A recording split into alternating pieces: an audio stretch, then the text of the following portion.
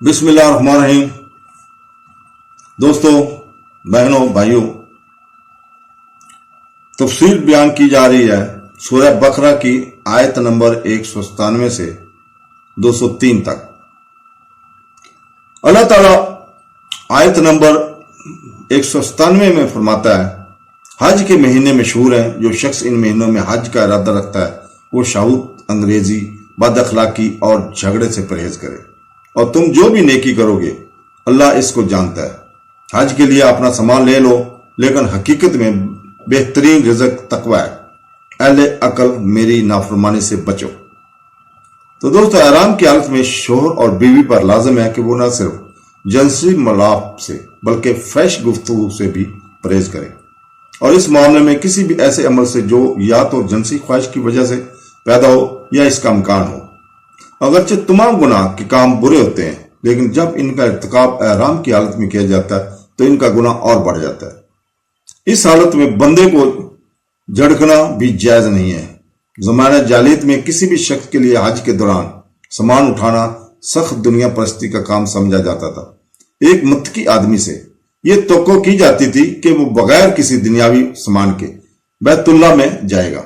یہاں اس غلط فہمی کو دور کر دیا گیا ہے اور اس بات کی طرف اشارہ کیا گیا کہ رزق اٹھانے سے پرہیز ضروری نہیں کہ عمل صالح ہو۔ حقیقی راست بازی خدا کے خوف و اس کے احکام کے خلاف ورزی سے بچنے اور پاکیزہ اور مذہب زندگی گزارنے میں ہے۔ اگر کسی حاجی کا طرز عمل اچھا نہ ہو اور وہ محض رزق نہ اٹھانے کی وجہ سے برائی کا سہارا لیتا ہے، اسی طرح اس کی دنیاوی چیزوں سے تعلقی کو دور کرنا اس کا کوئی فائدہ نہیں ہوگا۔ اس کی شرارت کی وجہ سے وہ خدا اور انسان دونوں کی نظروں میں ذلت کا شکار ہوگا۔ اس کا یہ عمل اس مذہبی فریضے کا بے حرمتی ہوگا جس کے لیے اس نے سفر کیا تھا۔ دوسری طرف اگر کسی کا دل خوف خدا سے بھرا ہوا ہو اور اس کا اخلاق اچھا ہو تو خدا اسے سرفراز کرے گا، اور حج سے واپسی پر انسانوں میں اس کی عزت کی جائے گی، خواہ وہ کسی بھی قسم کے ہو۔ رزق کی مقدار جو اس نے اٹھائی۔ 198 آیت میں اللہ تعالیٰ فرماتا ہے، حج کے دوران اپنے رب کا فضل تلاش کرنا ہم تمہارے لیے کوئی گناہ نہیں ہے۔ جب تم عرفات سے جلدی کرو تو مشعر حرام یعنی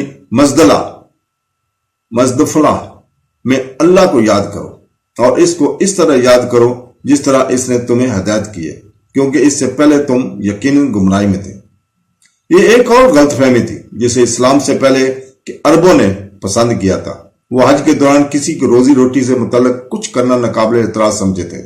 ان کے خیال میں روزی کمانا خالص دنیا پرستی کا کام تھا، اس لیے دینی فریضہ کی ادائیگی میں مشغول رہنا برا ہے۔ قرآن اس کے نزدیک تردید کرتا ہے، اس طرح نظریے کی وضاحت کرتا ہے کہ اگر کوئی شخص قوانین الہی پر پوری طرح عمل کرتے ہوئے اپنی روزی کمانے کی کوشش کرتا ہے تو اس کا یہ عمل اللہ کے فضل و کرم کے اصول کے مترادف ہے۔ دیکھیے سورہ جمعہ آیت نمبر 10 میں، اگر کوئی آدمی خدا کی خوشنودی حاصل کرنے کے لیے نکلے اور اسی سفر کے دوران اس مقصد کو جائز دنیوی فائدے کے ساتھ جوڑنے کی کوشش کرے تو گناہ نہیں۔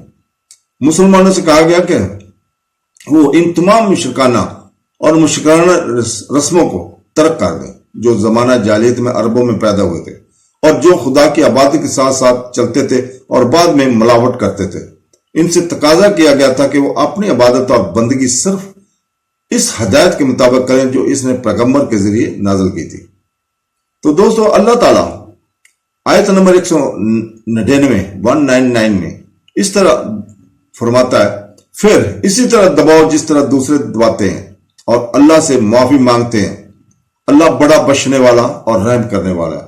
تو دوستو، حضرت ابراہیم علیہ السلام اور حضرت اسماعیل کے زمانے میں حج کے سلسلے میں عربوں کا مشہور رواج یہ تھا کہ 9 ذی الحج کو وہ منی سے عرفات جاتے اور 10 تاریخ کی صبح کو واپس مزدلفہ میں قیام کرتے۔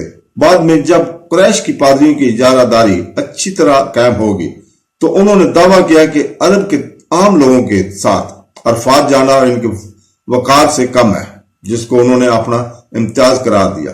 اس کی نشانی کے طور پر وہ صرف مزدلفہ گئے عرفات کی طرف جانے کے بغیر، اور وہاں سے واپس لوٹے اور عرفات جانے کا اختیار عام لوگوں پر چھوڑ دیا۔